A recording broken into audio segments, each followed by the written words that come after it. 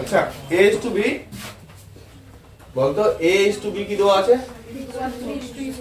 হ্যাঁ 3:4 ও কি দেওয়া আছে? x is to y 5:7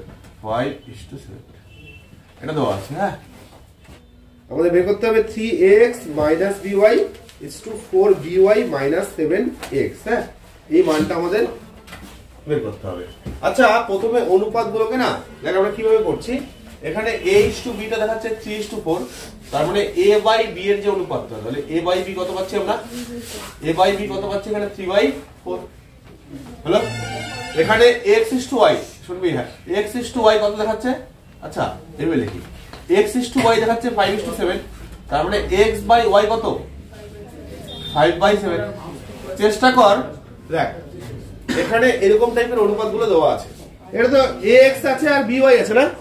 আচ্ছা গুণ করলে তো হয়ে যাচ্ছে। দেখ ax আছে, এখানে কত by আছে, তাহলে দেখ এটাকে ভালো করে শুনবি, a is to b 3:4, তার মানে a by b হচ্ছে 3/4, x is to y 5:7, তার মানে x by y হচ্ছে 5/7। এবার দেখ আমরা যেটা প্রমাণে দেখতে পাচ্ছি সেটা a এর সাথে x গুণ আছে, আবার b এর সাথে কে গুণ আছে? y হলো।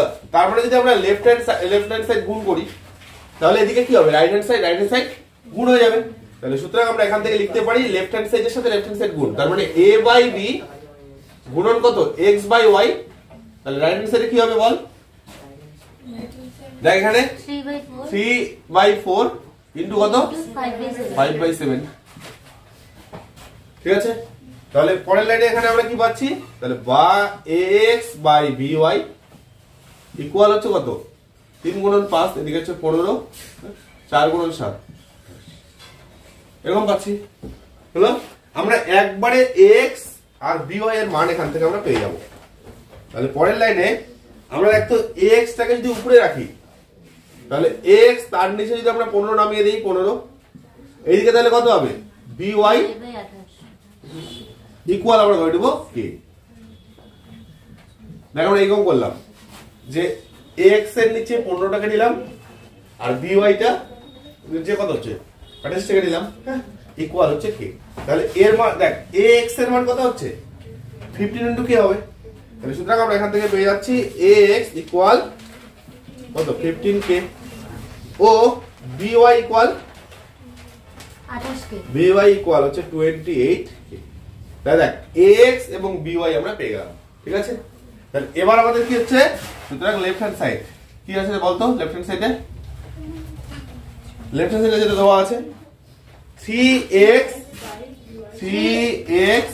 sir 3ax হ্যাঁ minus by is to 4by 7x। আচ্ছা এবার মানগুলোকে আমরা তো বসিয়ে দিতে হবে। তাহলে 3x মানে কোনটা হবে?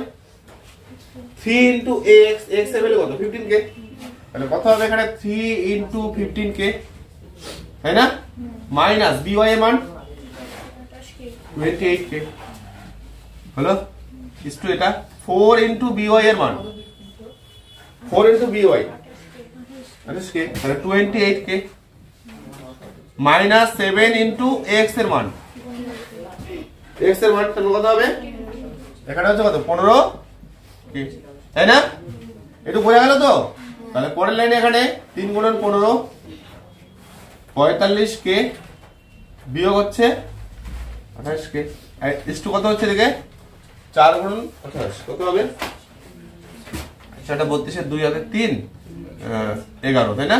তাহলে 112k, তার থেকে বিয়োগ যাচ্ছে কত রে? 7 কত? 105, তাই না? k, তাহলে এখানে 45 থেকে 28 গেল কত হচ্ছে? 17, তাই না? তাহলে এখানে হচ্ছে কত? 17k ইস্টু এখানে কত? 112 থেকে 5 গেল তাহলে 7, তাহলে 7k। উভয় দিকে k কে যদি আউট করে দেই তাহলে 17 ইস্টু কত হচ্ছে? 7। দেখ 5 নম্বরটাতে যেটা দেওয়া আছে a ইস্টু b কত? একটু হয়েছে তো সবার? তো দেওয়া আছে a ইস্টু b কত? A/B হচ্ছে 3:2 5 নাম্বার, A/B 3:2, আর একটা কি দেওয়া আছে B/C 3:2।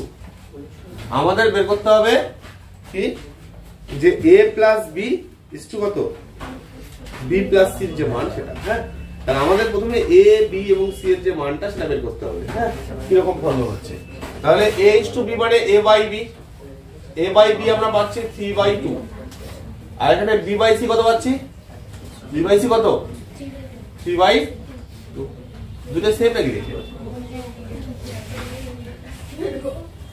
দুটো সেম দেওয়া আছে। হ্যাঁ, তাহলে 3/2। আমাদের যেটা কাজ প্রথমে যে বি এর যে পার্টটা, এখানে বি এর সাথে কত দেখতে পাচ্ছি, বি এর নিচের দিকে বিটা নিচে আছে 2 দেখতে পাচ্ছি, এখানে বি উপরে কত 3 দেখতে পাচ্ছি।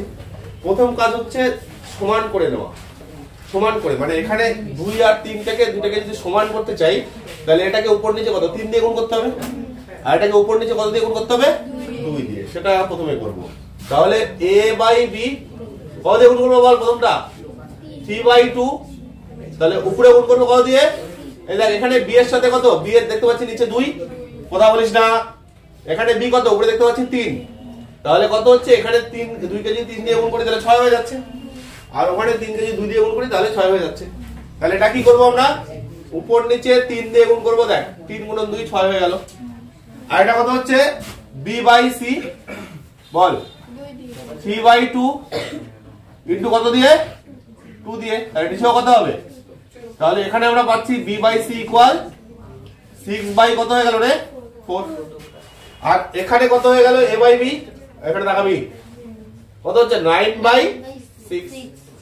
দেখ এখানে B কত দেখতে পাচ্ছি 6, এখানে B এর উপর কত সেখানেও 6।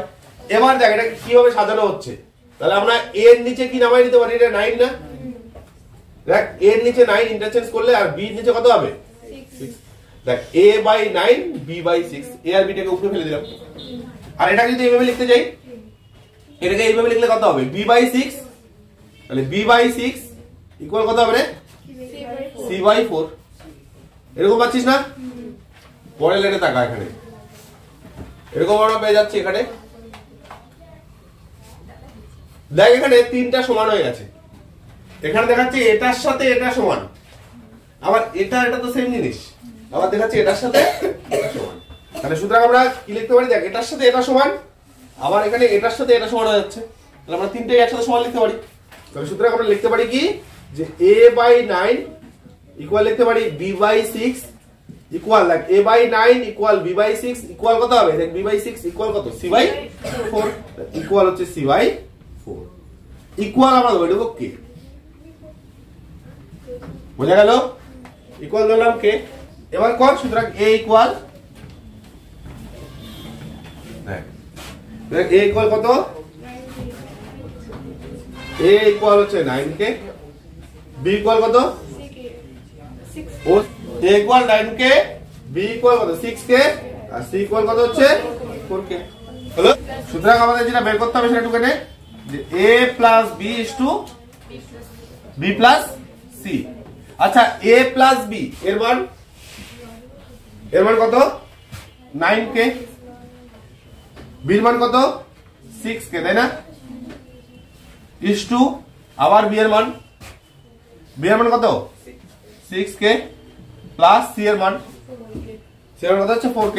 হলো, তাহলে এখানে 9 যোগ 6 কত হবে 15K, আর এখানে কত 6 যোগ 4 10K, তাহলে উভয় দিকে কে কে কেটে গেল, তাই না, কে কে কেটে গেল, তার মানে কত হচ্ছে এখানে 15 ইজ টু কত 10, তাহলে 5 দিয়ে কাটলে 3 2, তাহলে উত্তর যেটা পেলাম 3:2।